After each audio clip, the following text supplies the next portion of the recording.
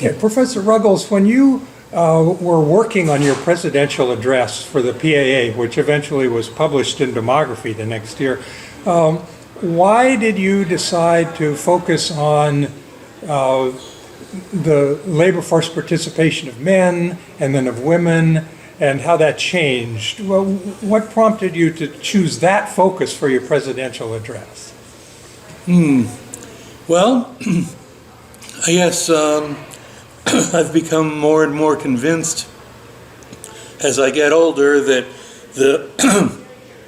that material change was the shift from agriculture to wage labor for men and from household production to wage work for women are the key drivers to family change. I used to buy into the cultural thing. I just felt that the material changes in work are incredibly important and really are the key drivers of family change. Yeah, I definitely got that from the section of your paper where you talked about attitudes and how, in your view, attitudes were sort of after the fact derivatives and not so much so in the old idealism versus materialism perspective on what causes change and what shapes society, you sound like a materialist rather than... Yes, absolutely.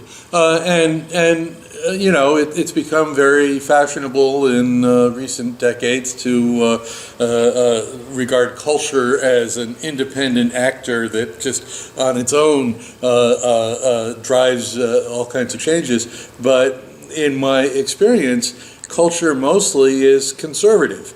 That people think that things ought to be the way they were when they grew up, or what their religion tells them, or that sort of thing, and they don't like change, and the change is forced on them by changing circumstances.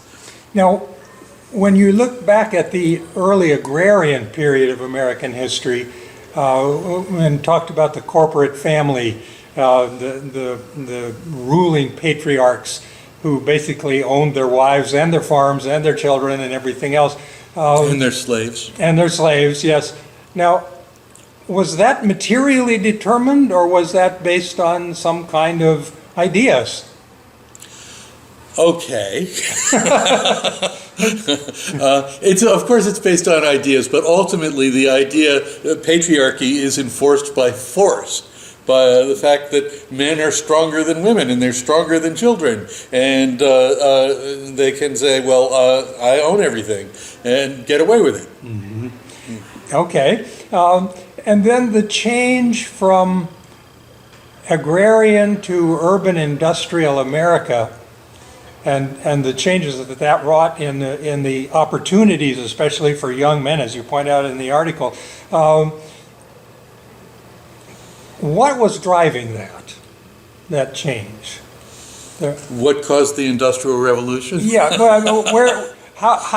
why did that come at that point in American history, as opposed to earlier or later? Do you see some triggers? Do you see the well, I think that it is a longer term process, and the very colonization of America by Europeans is part of that process. It starts with a commercial revolution at in the 14th and 15th centuries with long distance trade and stuff like that, and you get capital accumulation, and it seems to me that it builds on itself. And a lot of the early jobs that were the wage labor jobs that provided an alternative to farming weren't necessarily in manufacturing. They were all kinds of things, transportation and commercial things, clerical work and stuff like that came out of this commercial revolution. But it also led to investment in manufacturing and steam transportation and other things we associate with industrialization. Well spoken as a historian. Now, in order to document these ideas that you were expressing, the transformation that you documented in the paper, you had access to this wonderful resource of the IPMS data files, largely because you had helped to create them or led the creation effort for them. Can you go back a little bit and explore your beginnings with IPMS, how you got interested in it, how you were exposed to it, and how it came to be at Minnesota? Well, I had been in the right place at the right time through my career. I was an undergraduate at the University of Wisconsin and was sort of taken in by Jim Sweet, and I took his Dem Tech course and whatnot. But I learned while I was an undergraduate about the plans for the 1940 and 1950 public use sample projects for Hal Winsborough was running. And then I went to graduate school at Penn, and unbeknownst to me, Sam Preston arrived the same year I did. And he brought with him the 1900 public use sample he just finished. Was he coming from Berkeley at that point? He was coming from the University of Washington. Yeah, okay. He'd already gone from Berkeley to Washington. Yeah. Okay. And so I went to the University of Pennsylvania, and Sam Preston just arrived, and he brought with him the 1900 public use sample, which he'd just finished at the University of Washington, and I used that as the primary source for my dissertation. Was it 1900? 1900, because the 1900 census had been made available to the public in 1972, so he worked on that project from 1976 to 1980, no, he finished in, I can't remember, but at any rate, then he launched in 1982 the 1910 project. And so both Hal and Sam Preston got sick of doing historical censuses. And so, when I got to Minnesota, that I asked them for their grant proposals. They sent me their grant proposals, and I wrote a proposal to do a sample of the 1880 census. And so we did that, typed in 500,000 cases, got some professional data entry operators and so on. And so by 1991, the situation was we had samples for 1880, 1900, 1910, 1940, 1950, 1960, 1970, and 1980 was on the way. Or 1990 was on the way, but they were all incompatible, all except for 1960 and 1970, because when the 1970 sample came out, they went back and made a new version of the 1960 sample that was compatible with the 1970, and that's how these guys got the idea, because everybody's doing research on the changes between 1960 and 1970, and it was in the 70s that both Hal and Sam got the idea, let's go backwards and make more. And so we could study long-run change. But it was just a pain in the ass. So I wrote a proposal to make the Integrated Public Use Microdata series, and that project started in 1992, and we had our first data release in November of 1993, just almost exactly 30 years ago.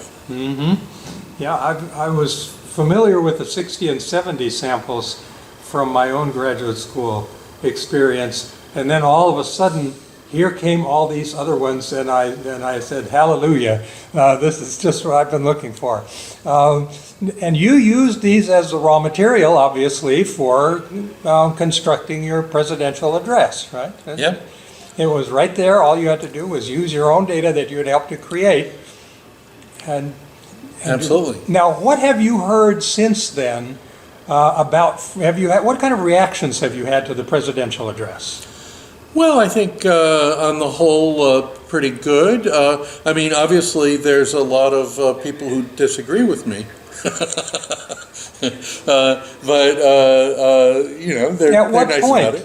I found it very persuasive. Well, I think that there are lots of people who think that it's really culture, and culture has a life of its own, and that's what drove these On things. that point, yeah. Yeah, I mean it's really the cultural versus the materialist arguments, and the culture is obviously super important. The question to my mind is whether it's really the prime catalyst of change or whether Sure. it responds to other outside factors. But in terms of your empirical argument about the new opportunities for young men and their wages, their wage labor, and how they're not under the thumbs of their father anymore, I mean, there hasn't been much argument with that, I don't expect. I haven't heard too much, no. But then there's the lag between the labor force participation, wage labor of men, and later of women, and all the consequences that flowed from that. Does that delay for women figure into your thinking about that transition? It took a while because there was fear about women working outside their husband's home because that And that again, would it have was been the power relation, right. I mean, they knew that they'd lose control which in fact has happened. women became economically independent. I mean, women had always worked, and as Claudia Golden documented, there's a U-shaped curve where women worked in the middle of the 19th century. Everybody was working on the farm and Right. producing material goods. But the difference was that back then they were working for their husbands. Yeah. And they didn't have any economic control or independence whatsoever. They didn't actually get their hands on any money. So wages have freed both younger men and women. Right.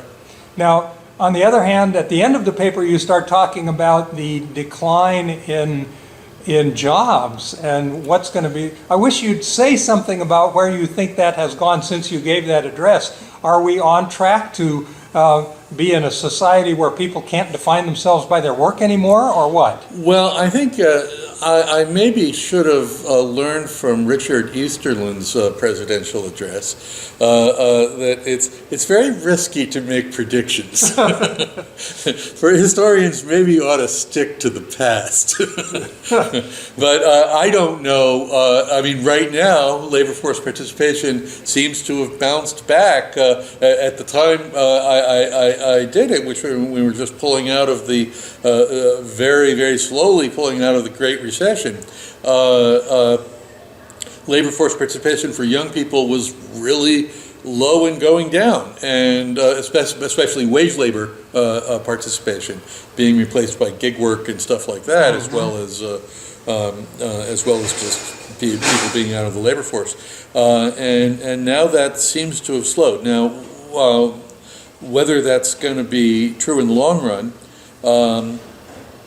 it remains to be seen. And I also in the paper made these comments about Keynes's prediction that the computers will or the machines will allow us to get rid of the drudgery of work, and I think they could, but getting there is very difficult, and it's not clear that will ever happen. But with artificial intelligence, who knows?